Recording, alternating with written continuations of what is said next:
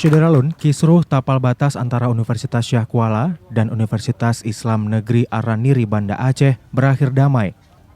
Kini kedua kampus ternama di Aceh ini telah menandatangani kesepakatan dan alih status aset. Penandatanganan kesepakatan di lapangan Tugu Kopelma Darussalam Banda Aceh pada Rabu 1 Desember. Hadir dalam acara ini, Rektor Universitas Islam Negeri Araniri Banda Aceh, Profesor Dr. Haji Warul Walidin AKMA sebagai pihak pertama dalam kesepakatan dan alih status aset, dan juga Rektor Universitas Syah Kuala, Profesor Dr. Insinyur Samsul Rizal sebagai pihak kedua. Hadir juga sejumlah wakil rektor dari kedua kampus tersebut. Kesepakatan ini melahirkan 5 pasal, diantaranya pasal 1, para pihak bebas mengelola aset di tanah hak pakai sesuai sertifikat pemilik tanah.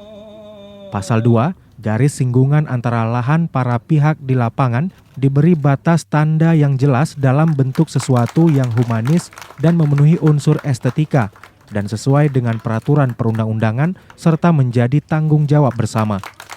Kesepakatan tersebut langsung ditandatangani oleh rektor dari kedua kampus dalam acara ini.